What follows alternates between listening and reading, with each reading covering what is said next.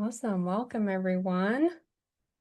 We're just going to wait just a couple minutes, let a couple more people join here, and then we'll get started.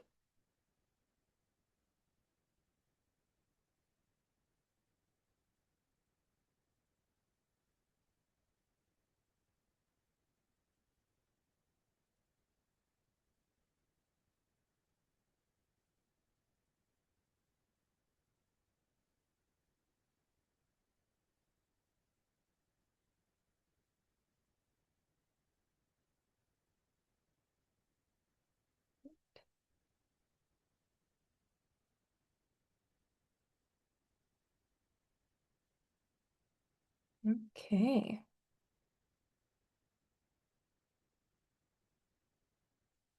Okay. Awesome. So, hi, everyone. Welcome to tonight's next installment of the Pathway to Residency webinar series. We're really excited to be here. A big thank you to all our partners across the board. We're looking forward to continuing this year-long series. Before we dive in for tonight, just a quick note, this session is being recorded and all recordings from the Pathway to Residency series are posted on our YouTube channel. If you want access to tonight's or the future sessions, plus the previous sessions, just subscribe to our Thalamus YouTube channel. You will get notified every time there's a new session that drops. You can scan the QR code on the screen right now, and I'll give everyone a minute to do so as we wait for more to join here.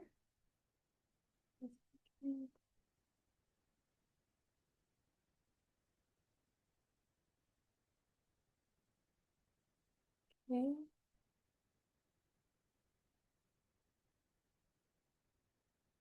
Perfect.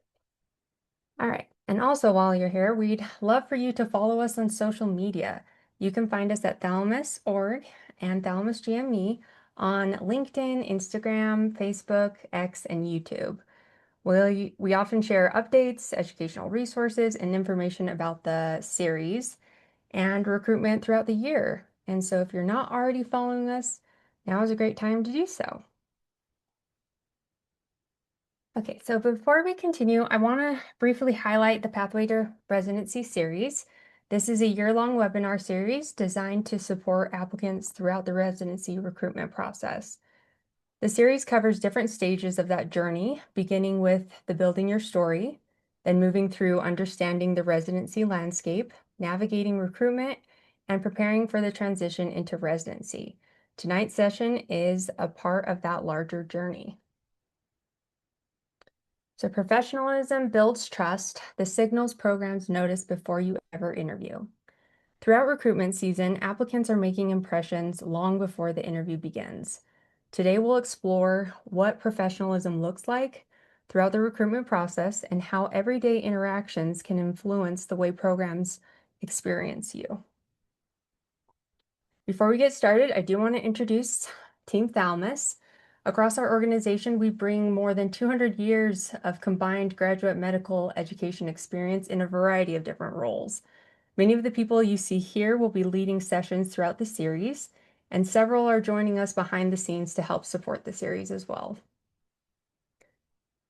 Meet the product enablement team. For those of you who are not familiar with our role, we design and deliver customer education that helps applicants, programs, and institutions get the most from Thalamus. I'm Channing Jackson, and I'll be the moderator today.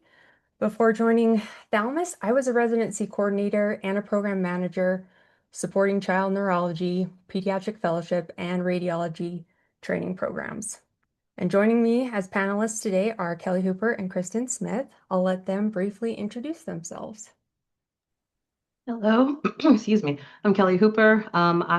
Before joining Thalamus, I was an OBGYN residency program manager for 5 years. So I know very well the stress that comes with recruitment, and the rewards too. And hello, everybody. My name is Kristen Smith. Very similarly to my two teammates, I was also a residency program coordinator. I helped run a pathology and laboratory medicine residency program, along with some fellowships at the Cleveland Clinic in balmy Cleveland, Ohio. So have been through recruitment season quite a few times and excited to share our experiences with you today. Awesome. Thank you. So yeah, together we bring firsthand program side experience, and we'll be sharing our perspectives throughout today's discussion. And then also before we continue, I also want to recognize the Thalamus and the thalamus.org teams supporting tonight's session. We have Jamie and Ashley and Tim and Sarah supporting today's chat, and they will also be monitoring the chat and collecting questions throughout their webinar for the live Q&A at the end. And we also have our fearless leader, Jason. And if you have any words to share. Yeah, no, I just wanted to welcome everyone back to this third session and thanks for joining us. It's a really great session tonight, and I love it because I don't have to talk the whole time as well. So we have really great subject matter experts at Thalamus. I'm excited for Kelly Channing and Kristen to share their stories. I think it's a really, really important piece of the residency recruitment process that isn't talked about enough. And as applicants, I think you all are doing yourselves a great service for the upcoming season or whatever season you're applying to understand this perspective as well. The program coordinator is a very, very, very important person to the recruitment process. Treat them all well. Understand that they also have say in where you're ranked and how your interview process goes. They are incredibly knowledgeable, the superheroes of the GME space, and we're excited to share their perspective also. I apologize that I'm not able to stay the entire time tonight, but I am here to stay for a little bit, but we'll put you in their incredibly capable hands as well as the rest of our team. Thanks for joining us for the third part of this series. We got the fourth part coming up in a few weeks, and we'll be able to get the rest of the dates. We're finalizing all of those with the various speakers and the many panelists in the upcoming sessions as well. So excited to kick off more of that. We kicked off the fellowship recruitment process today for July fellowships, and the residency recruitment process is just around the corner. So a big thank you from us. Please keep filling out those surveys. It helps us learn. It helps us continue to evolve.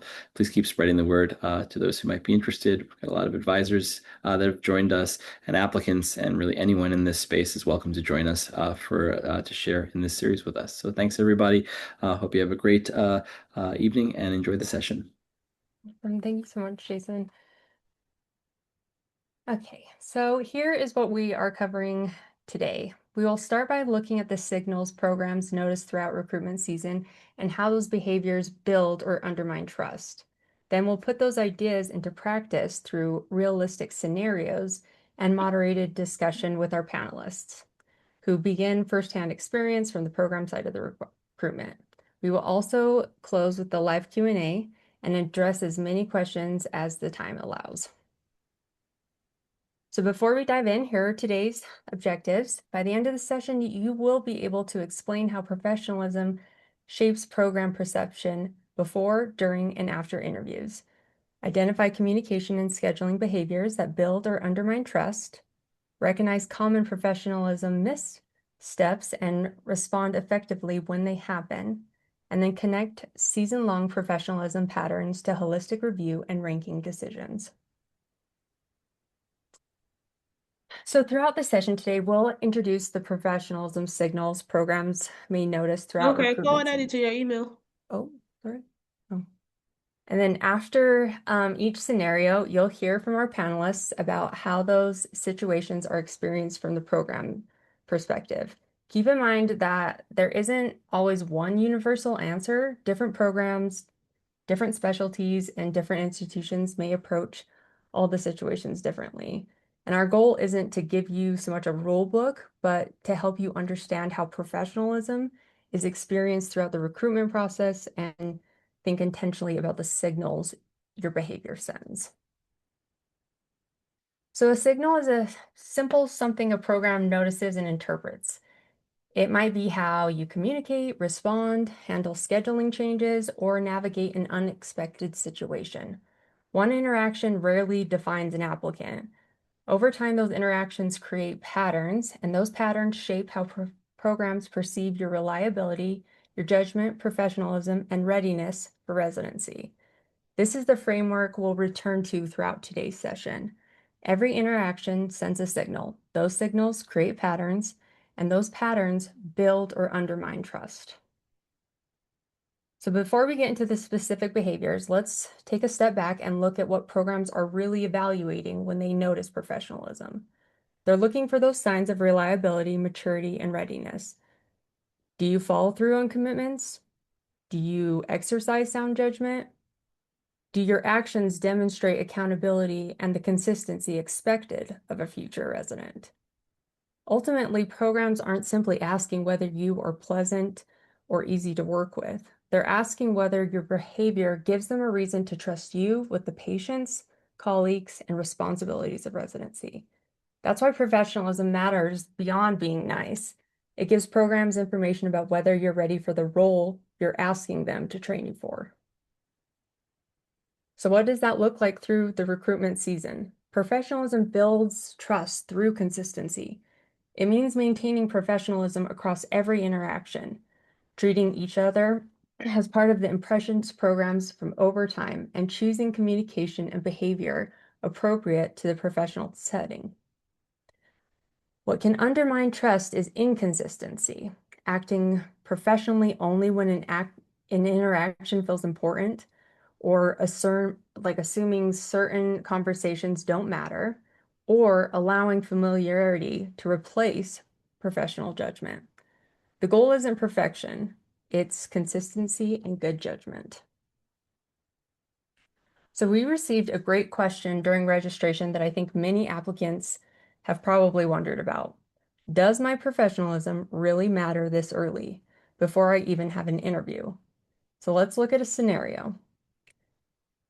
A med student 3 emails a program coordinator in September to ask a general question. The email has no subject line, begins with "Hey" and ends with "Thanks." The coordinator answers the question. 8 weeks later, the same student interviews at the program.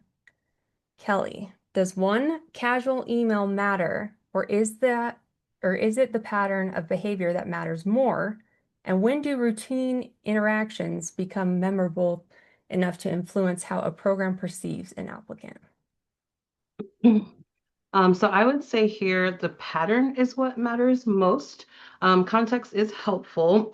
And what I mean by that is if this is the first email I've received from this student, I might consider it unprofessional. But if I have a relationship with them and we have a rapport and it's a quick question, I probably wouldn't flag it as such. That said, some of my colleagues might flag this as unprofessional regardless of the relationship. So my advice is to err on the side of caution. Keep the formalities until the person that you're talking to encourages you to drop it. So for example, my applicants would always call me Mrs. Hooper. I felt ancient, so I would ask them, please just call me Kelly, but I'm the one, right, that told them you can call me by my first name. I don't need the formality the entire time. But it just depends. And so I think you have to know your audience and know how your coordinators are. And as for what makes the routine memorable, you don't want to stand out in a negative way. So something like this probably wouldn't be flagged if it's not a pattern, but if a candidate is well prepared and excuse me for my notifications. If a candidate is well prepared, ask me clarifying questions, that is impressive to me. And I would say just basic professionalism will get you far. You don't have to worry about one-offs. We understand it's stressful, it's overwhelming. We give you lots of grace. And so we recognize that. And I think you'll be fine if you just, again, use basic professionalism. Cool. And then Kristen, do you have anything that you would like to add at this Yeah, time? I think Kelly hit that perfectly on the nose. I agree. I think that we as coordinators understand the general nature of the recruitment season. We do give you grace, but again, if it continues to become a pattern, those are things that programs notice. And you'll hear that a lot throughout, I think, our answers today is if patterns are created, that is where programs begin to notice. And like Kelly said, you don't want to stand out in a negative way. Exactly. Thank you so much. And I think that's honestly reassuring for applicants to hear because one interaction rarely defines an applicant. What becomes meaningful is that pattern that develops over time. But every interaction is an opportunity to reinforce the professional impression you want programs to have on you. And that's how you build trust, right? Okay, so next. Okay, so now that we've established why professionalism matters, let's look at the everyday interactions programs notice throughout the season. Programs notice more than formal interview moments. Everyday interactions also send signals that contribute to impression that they form over time. Those signals can come from how you communicate, respond to scheduling changes, prepare for interactions, handle uncertainty, and decide when follow-up is appropriate. None of these behaviors alone define an applicant. What matters is that pattern that they create over time. So over the rest of the session, we'll look at each of these signals and how they can build that trust or undermine it. So consistency is what turns individual interactions into a meaningful pattern.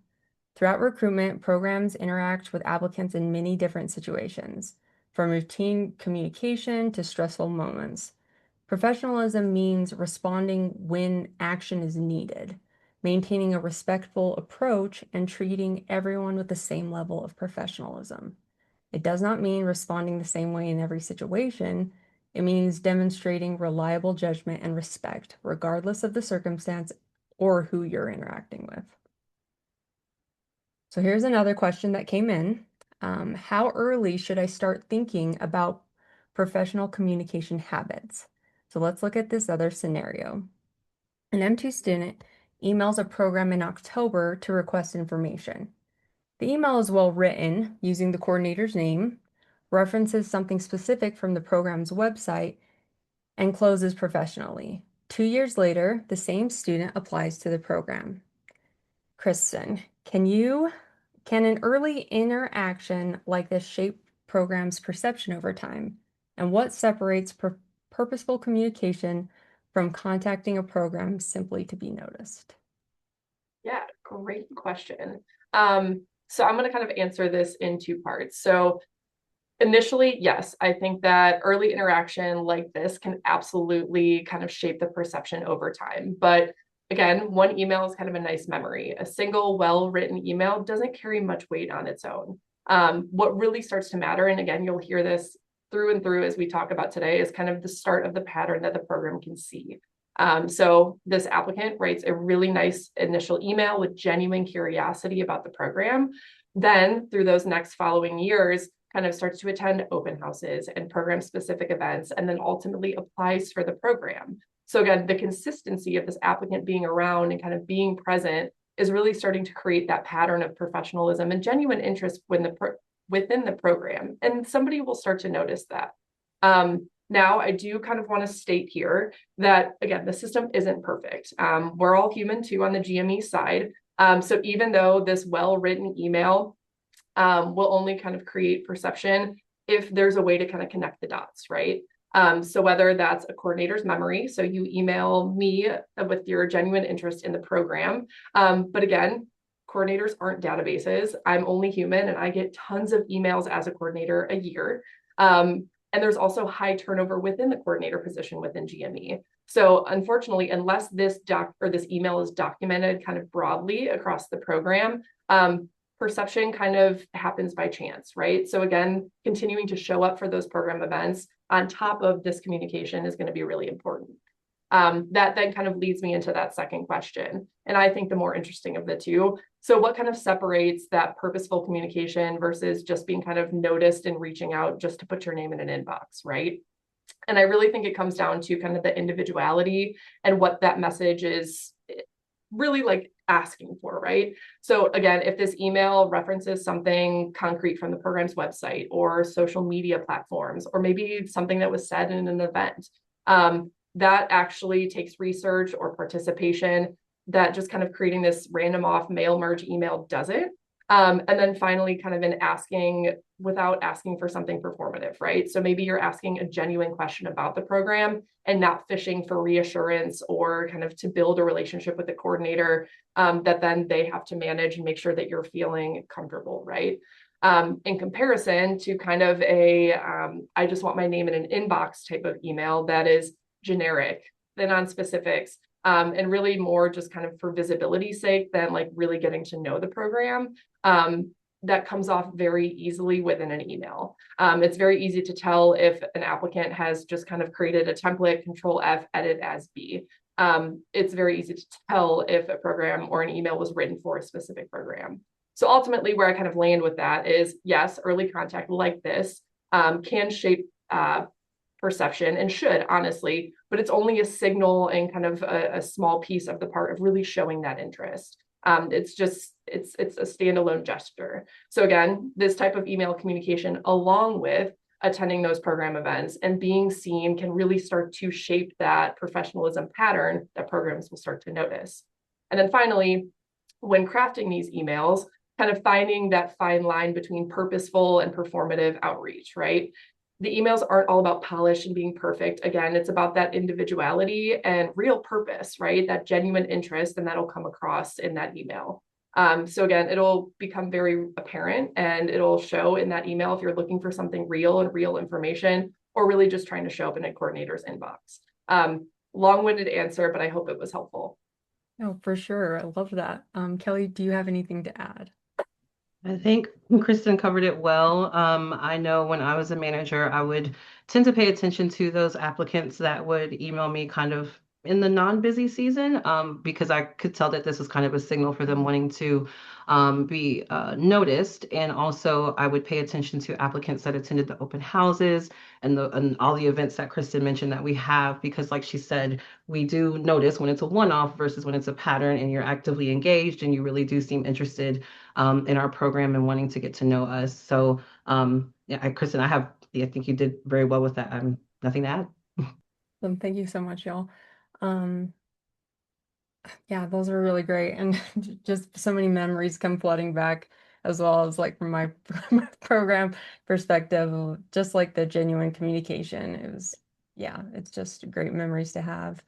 But yeah, when you have a genuine reason to contact a program and it's clear and respectful and informed, it can contribute positively to the impression that you create. And just professionalism builds trust when communication is that purposeful and is appropriate and consistent over time. Let's move on. So we're going to shift our perspective and look at the recruitment season through the coordinator's eyes. During peak recruitment season, coordinators may be supporting hundreds or even thousands of applicants while managing interviews, reschedules, cancellations, wait lists, faculty, residents, and the day-to-day responsibilities of running a program. Every email, scheduling request, or follow-up becomes a part of that larger workload. Understanding that context helps explain why clear, organized, and purposeful communication matters.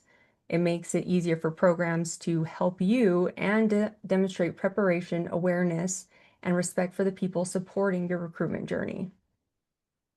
So once you understand the coordinator's perspective, the next step is making your communication easy to act on. Clear communication starts with a clear purpose. Let the program know why you're reaching out, keep your questions focused, and include the information they need to respond. It's also important to allow reasonable time for a response before following up. A delayed reply doesn't necessarily mean you're being ignored. It may simply reflect everything else happening during recruitment season. So small communication habits like these reduce unnecessary back and forth, makes it easier for programs to help you and demonstrate preparation and professional judgment. So here's another question we saw a couple of times. Is it okay to send multiple follow-ups? Let's look at this scenario. An applicant emails Monday about interview availability. Friday, no response, so they follow up. The following Monday, the coordinator responds to the original email. They have not seen the follow-up yet. The applicant has already sent a third message. Kelly, what is the coordinator experiencing and what might the applicant not realize is happening behind the scenes? And when is a follow-up appropriate versus when can repeated contact begin to undermine trust? So like you said, we are managing a million emails off season, on season, right? And so it's not an excuse for not being responsive, but again, it's that context that might help an applicant understand what is going on behind the scenes and why we might be slower to respond. I would say a follow-up email with several days like this is reasonable. I don't find it excessive. I think you have to know your coordinator, again, kind of know their style. So for example, I would tell my applicants, please allow me 24 to 48 hours to reply to your email. If I haven't replied, please feel free to follow up with me, because then I know, okay, I dropped the ball somewhere or they slipped through the cracks, and they know that it's okay for them to follow up without feeling like they're being pushy. I would say if you're an applicant and you're kind of working outside of the boundary that the coordinator is giving you, that can be when it might start to undermine the trust a little bit.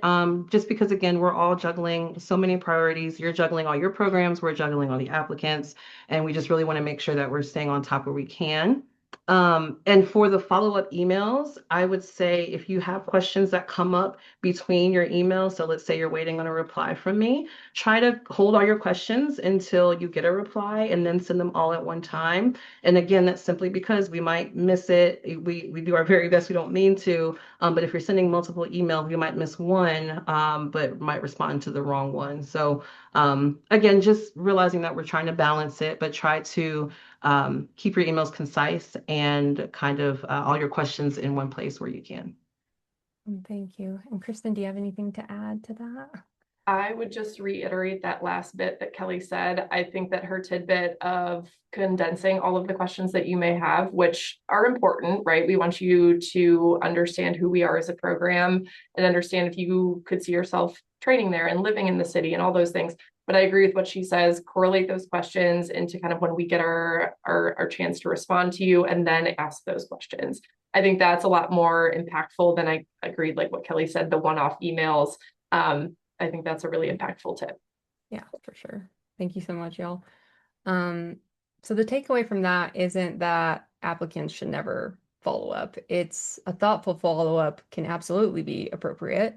Before sending another message, maybe consider whether the program has provided a response timeline, whether enough time has passed, and whether your original message included everything the coordinator needs to respond. That's the difference between following up with purpose and following up simply because you're anxious to hear back. So we've talked about signals programs notice, what coordinators experience during recruitment season, and how thoughtful communication can make a difference. So what does that look like in practice? It comes down to a few consistent habits. Be prompt, be clear, be purposeful, be consistent, and be recoverable when mistakes happen. Together, these habits demonstrate reliability, judgment, accountability, and respect over time. Mistakes happen. You might use the wrong name in an email, misunderstand an instruction, or realize you've overlooked something. What matters isn't the mistake itself, it's how you respond. A professional recovery is simple. Acknowledge the mistake, correct it, and then move forward. Over-explaining, continuing to apologize after the issue has been resolved, or hoping no one notices often creates more work than the original mistake. Programs aren't expecting perfection. They're paying attention to how you respond when things don't go as planned. And then here's another question we saw quite a bit. What if I make a mistake? So looking at this other scenario, an applicant emails the coordinator using the wrong name after copying a template from another program. They realize the mistake immediately. 2 hours later, they send a brief apology, acknowledging the error, use the coordinator's correct name, and continue with the original purpose of the message. Kristen, what makes a recovery like this effective or ineffective? And when does an apology resolve a mistake versus when it can continued communication make the situation worse? Yeah, so these are some great questions. Like Channing said, and again, you'll continue to hear this as we progress through these scenarios. Professionalism is not perfection. Listen, we are all humans. We understand that mistakes happen. As a coordinator or a prior coordinator, I was on the receiving end of these types of misses all the time. They happen, right? But with that in mind, what kind of makes a recovery like this effective, kind of in my brain, comes down to three things. And Channing hit this on the previous slide, but it's about speed, ownership, and then kind of forward motion, right? So let's talk a little bit about this scenario. So personally, I think the 2-hour correction is fast enough, right? It reads that you were genuine in your response, that you were attentive to realize that you made this mistake, and you're not responding right away with 4 emails and trying to kind of prevent damage control, right? After getting caught for making this error. The next step of that is there was an apology, right? And that follow-up names the mistake directly rather than kind of bebopping around and making excuses as to why this mistake was made. And critically, and I think as a prior coordinator, this follow-up email does something that the earlier one didn't, and it may seem silly, but it actually uses the coordinator's correct name. Again, was on the side of this email many times. I was addressed Mr. Smith, Miss Smith, Mrs. Smith, Dr. Smith, the wrong name, the wrong program, the wrong institution. Those things happen. We understand that. But again, if you can kind of bounce back and pick up where that original message left off, stating your purpose for that initial email, that's going to be the most important part. Because then it seems or it comes off as that this applicant you're not stuck on the error, right? You've corrected it, you've moved on, which is exactly the behavior that we'd all want to see in somebody in a professional setting, right? As a future physician, as a future trainee in our program. So kind of moving forward, that's really where the difference of kind of recovery resolves a mistake and one that doesn't, right? So this follow-up, it completed the interaction and it doesn't leave us drawing attention to the error. So which then kind of leads us into the second question, right? When does this continued communication make things worse instead of better? And for me personally, it tends to become a problem usually when the applicant can't let it go. Again, as a human and a recovery people pleaser, we're all human, we make mistakes. We get that. Let's move on. So again, if there's a second follow-up, apologizing again, and then it's mentioned in the interview itself, or there's actions or emails or even conversations had that are looking for kind of language from the coordinator to really resume and provide that forgiveness, that's a little bit more of a deal, right? That's when a minor issue can be corrected, and then it then gets turned into something bigger. So at that point, again, I wouldn't necessarily be looking at the original mix-up anymore. I'm starting to think more about the applicant's like visible anxiety about this mistake, and that's a much less flattering impression than the actual initial mistake itself. So to kind of just close that loop, a good recovery is self-contained, right? It acknowledges the problem, corrects the issue, and moves forward all in one swift motion. And again, that can be in one email, quick, easy, done. And really, the moment that error needs kind of a second act and keeps getting brought up more times than one, it's no longer resolving the issue. It's just kind of like reopening it and like ripping off the Band-Aid again. So just kind of keep that in mind as you move forward. Awesome, thank you. And Kelly, do you have anything you would like to add to that? Nothing new. Just to reiterate, you don't want to pour salt in an open wound, right? So I agree that ownership is important. You acknowledge a mistake, you let it go. Something like the wrong name, it happens. We completely understand. Again, you're overwhelmed, you're stressed out. Is it an excuse to be, to not pay attention to detail all the time? No. But again, we understand one-offs. So give yourself grace too through the process. For sure. No, yeah, I totally get it. I have been called Mr. Jackson, Mr. Channing multiple times because of my names, and it's okay. Like, I was like, just don't draw attention to it. Let's just, yep, apologize, move on. But yeah, the goal isn't to erase the mistake, it's to demonstrate how you respond to it, right? A brief, thoughtful recovery shows self-awareness, accountability, and professionalism at its finest. So once you acknowledge it, correct it, and then move forward, let the recovery speak for itself. So emailing and scheduling are some of the most common ways applicants demonstrate professionalism.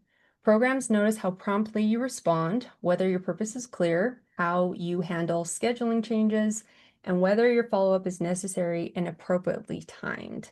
They also notice whether you provide everything they need in one organized message or create unnecessary back and forth by sending information separately. So the goal is not to write a perfect email. The goal is to make your communication clear, complete, and easy to act on. So before you send an email, take a few extra moments to review it. Make sure you've read the information the program has already provided, gather your questions, and included the details someone needs to respond. A little preparation before you hit send can prevent unnecessary back and forth and make communication easier for both you and the program. That's often what professionalism looks like in everyday interactions. So here's a good example. Let's compare these two different examples. Both applicants are trying to accomplish the same thing, confirm an interview and ask a couple of questions. The difference isn't what they're asking, it's how they're communicating it. One message makes the coordinator work harder to understand the request. The other clearly communicates its purpose, organizes the questions, and provides everything needed to respond. Professional communication isn't about just using those perfect words or sounding overly formal. It's about making your message clear, complete, and then easy to act on. So one of the applicants or one of the registrants asked, is it better to send my questions as I think of them or wait to send them all together? So let's look at this other scenario.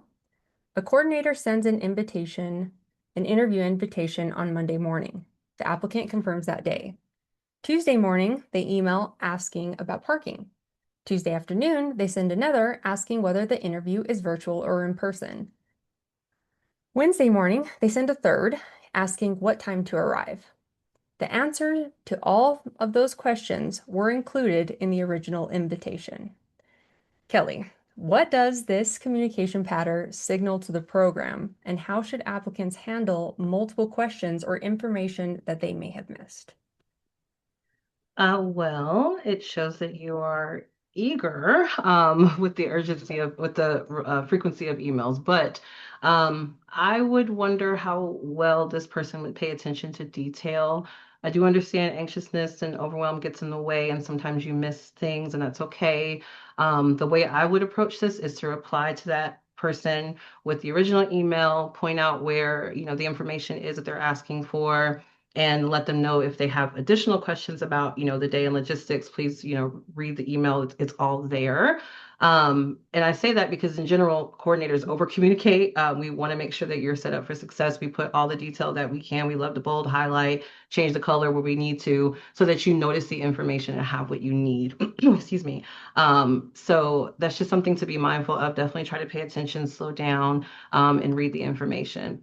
If you do have multiple questions, I'd say start by checking to see where you can find the information. If it's on the website, perhaps you might have previous emails. And if you can't find that, of course, just reach out and say, I'm so sorry. You don't have to say sorry. You might say, I can't find this information. Perhaps I'm missing it. Could you explain to me X, Y, Z? And this way, it kind of lets the coordinator know that you realize you may have missed it or you may not. But also, if you didn't miss something and I forgot to include important information, then it's a chance for me to correct and provide the information that you need. So, and I would say, again, hold your questions and condense them. Again, if you're waiting on a reply from me and you have more questions that come up, just jot them down. I'm happy to answer questions. I tend to do it in a whole bulleted list, but and it just helps us stay organized for you and with you. For sure. Thank you. Kristen, do you have anything you would like to add to that as well? No, I think Kelly summarized that really well, provided some great feedback. I am going to just point out a quick Thalamus tool that you can use to kind of look at all of those concise emails because we are still Thalamus. If your programs that you're being invited to interview at are using Thalamus to send you this type of information. So whether this information is in your invitation interview or follow-up or reminder emails, right? As an applicant, you can go into your Thalamus applicant dashboard and look at your email log, and you're going to have a chronological order of all of those emails that have been sent. So again, like Channing said, look at all of the information, kind of digest, and then kind of follow up with that communication if there are still questions. So just word to the wise, always good to kind of look back at records. I know even as coordinators, we all used to do that as well. Yes. Thank you all so much. Yeah, totally agree. Attention to detail is truly everything. And one important takeaway from all of this is that asking questions is never really a problem. The goal is to make it easy as possible for programs to help you. So just take a little extra time to review the information you've already received and organize your questions into one message. And it can seriously reinduce that like back and forth, and demonstrate preparation on your end. So we spent most of the session talking about the direct interactions with programs, but your digital presence also sends signals about your judgment, professionalism, and respect for others. That doesn't mean you need to stop posting on social media or remove your personality during recruitment. The professional skill is judgment here. Think about your public content, your interactions, your professional profiles, your privacy settings, and how consistently your online presence reflects the professional identity you present throughout recruitment. The internet is small, even though we may not feel like it, but it is. Public content can reach people well beyond your intended audience, and something shared today can resurface long after the moment has passed. Digital professionalism isn't about creating a perfect online image. It's about recognizing that public online behavior sends signals and using good judgment about what you choose to make visible. The same judgment you use when communicating with programs also applies here online. Notice what these examples have in common. They're not really about social media. They're about how you represent yourself professionally. Your online presence, your professional information, your interactions during program events, and your choices about what you make visible all contribute to the impression you create. On the other hand, assuming privacy removes responsibility, sharing inaccurate information, or making choices that raise questions about your judgment can create a different impression. The expectation is the same online as it is everywhere else. Use good judgment and represent yourself professionally. Some other questions we did receive during registration was, does my behavior on social media actually matter to programs? So let's look at this situation. An applicant attends a virtual interview day. During a break, they post a public story showing their interview setup with the caption, "Interview number 12, almost done." A resident from the program sees the post. Kristen, does a post like this actually matter? And if so, what might it communicate to a program? And should applicants think about posting during interviews or program events? Yeah, great question. And actually very, very timely is even on the program side where we're at Thalamus starting to talk to programs about their presence online as well. So very, very timely. But for an applicant that's going through the recruitment process, right? Does a post like this or even social media presence in general actually matter? My honest answer is yeah, it does kind of matter. In this specific scenario, there's nothing like super unprofessional here, no major complaints about the program or the interview day, no disparaging remarks about the actual program, nothing super inappropriate, right? But you have to kind of think about what's being communicated with this post. So whether the applicant intended it or not, the length of interviews and the interview season is something that programs are already kind of aware about and sensitive about. So this post made this one it made it seem like this is just kind of another stop on this applicant's journey, right? That the applicant is already tired and counting down until it's done, right? And I understand just kind of high level that that's not a scandal, but it does kind of provide some information to the program. This post quietly confirms that this applicant who is deep in interview season is treating this interview as maybe just another stop along its progression throughout recruitment season. And with all of us being prior coordinators and understanding the work that goes into, excuse me, making sure that an interview day goes off without a hitch from specifically the program coordinator, program director, program residents and fellows, faculty.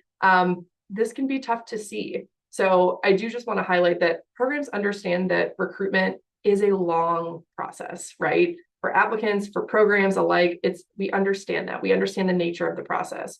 But seeing a post like this stated so kind of plainly in real time during their own interview day lands a little bit different than that kind of abstract thought of what recruitment looks like. So that kind of then leads me into kind of the response to the second question and how applicants should really think about posting during interviews or program events if they're going to post. So when you're thinking about, okay, hey, I really want to post during this, some things that you could kind of think about. So think of when you're posting, think of less of, okay, is this a violation of the program, right? And think of it more as, okay, what impression does this post leave? And is this impression worth the post, right? So again, kind of keeping in mind public versus private and that kind of information, because realistically, what this looks like on the program side is, okay, so a resident in the program sees it, and they may not report it formally or think of it as a big deal. But if they mention it to a fellow resident or an attending or the program director or the program coordinator, right? This small little post slightly has a negative footprint on this specific applicant's narrative throughout the recruitment season. It's just kind of something that's always in the back of program leadership's head. So again, just as you're thinking to post or about posting, assume that, again, anything posted publicly is part of the event. It can be seen or could be seen by somebody within the program. You just really never know who's going to see it. So again, doesn't mean that you shouldn't post or be silent during recruitment season or be proactively enthusiastic or fake about your thoughts on a program or an interview day. It just means you have to be a little bit more thoughtful about like timing and framing of those posts, right? So in this specific scenario, maybe that 12 interviews down comment, we should have left that off. Maybe after the season's over, hey, I just completed 12 great interviews, or post something kind of more positive about the interview day itself. So again, ultimately, this kind of post isn't disqualifying, shouldn't be a huge red flag to the program, but it is a good reminder that during kind of an active interview day or program event, that again, as an applicant, your personal and professional audiences may be more blended than you think. So it's important to just kind of keep that in mind as you're posting, because honestly, you never know who's going to see it and how it may be perceived. Channing, you're muted. Fine. Kristen, thank you so much. Kelly, is there anything you would like to add to that? Just what's the word I'm looking for? Highlighting what Kristen said. So it is about a pattern, right? If it's a one-off, we don't think much of it. I agree with maybe waiting until interviews are over, or that specific interview might be over to kind of share how your day went. We don't want to promote toxic positivity, right? But we do just want to be mindful of the impression that we are leaving, because residents do see the post. You don't know who knows who, and that popped up a lot when I was in my program. And I think the bigger message is, what does it look like when you join the that program? How will you engage with your audience on social media once you become a resident? And now you might be sharing more information about, I don't know, your rotations or how hard they might be, or et cetera. So just be mindful of it. Again, it's a larger pattern. Awesome. Thank you so much. So overall, the point is not to avoid social media altogether. It's to think intentionally about what you share when you share it and how it might be interpreted by others. The same professional judgment you demonstrate throughout recruitment should extend to your digital presence as well. Next. Okay, so by the time programs begin discussing applicants, they've often experienced much more than the interview itself. Your application, your interview, your communication throughout the season, your interactions with coordinators, residents, faculty, and others, and how you respond when things don't go as planned all contribute to the overall picture. Guys, sorry, there's like a freak storm happening right now outside, so if you hear that, I'm so sorry. But that doesn't mean that every email or small mistake is remembered or discussed. What may stand out are meaningful interactions or consistent patterns that help programs understand how you communicate, exercise judgment, and work with others. Professionalism matters because it provides insight into the kind of colleague and the future resident you may become. So as programs move into holistic review and ranking decisions, the focus shifts from individual interactions to overall patterns you've created. One imperfect email, one scheduling change, or one awkward interaction usually doesn't define an applicant.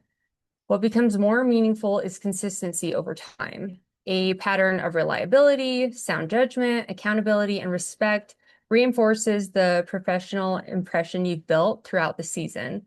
Likewise, repeated inconsistency or poor judgment can shape that impression in a different way. Programs aren't keeping score of every interaction. They're considering the overall picture created through your communication, your professionalism across the season. So as we wrap up with one final question we received, how does professionalism actually factor into ranking conversations? Let's look at this last situation here. An applicant interviews well and receives positive feedback from faculty. Throughout the season, the applicant also sends repeated follow-ups, becomes frustrated during scheduling changes, and communicates differently with coordinators than with faculty. Later, the program discusses applicants before finalizing its rank list. Kelly, how might a pattern like this become part of a ranking decision? And can strong interview performance outweigh professionalism concerns that appear repeatedly throughout the season? This is a great question. And when I see interactions like this would be a red flag for me regarding professionalism because it speaks to how that person will treat people they might not view as authority. As Jason mentioned, coordinators are part of the leadership team. Their opinions do matter very much. And so if an applicant can't maintain consistent respect depending on who they're talking to, that could be a cause for concern. Additionally, we do know that professionalism is a core competency that residents are measured on with the ACGME. So we start looking at that pattern before you even join. And when I was a manager, if I experienced something like this, I would probably bring it up in the ranking conversations to validate what might already be going on. So if it's a one-off, I wouldn't say anything, but the patterns will show up in other ways. And so I would just validate and say, well, what you're talking about resonates. This is an interaction this is my experience I had with the applicant. I think it depends on if you're teachable as well. My directors and faculty were really great reads of people and could tell which applicants could be molded to improve professionalism, right? And would take critical feedback that they needed in order to do better. So I would say perhaps if you're teachable, if you can own up to, needing to kind of change how you show up professionally, but it would be a red flag for me. Kristen, do you have anything that you would like to add? I would very much echo that. I think an interaction like this definitely is a red flag. I would agree with Kelly, and a lot of times these types of interactions kind of come through tenfold in different ways. I think it's important to note that the coordinator has an important role in that final ranking decision, as well as the residents within the program. Those are two huge groups that I think that sometimes get a little bit forgotten or think that have less weight than impressing the program director or the faculty. Both groups, coordinators as well as trainees within the program, both have a very large say in kind of what and who matches into the program and ultimately ends up on that rank list. So I would agree, consistently kind of provide that professionalism no matter who you're talking to within a program. Thanks all so much. It's very true. My program director, anytime we had an interview day, she would ask, she's like, just make sure you pay attention to how they treat you versus me. And I was like, okay, I will do so.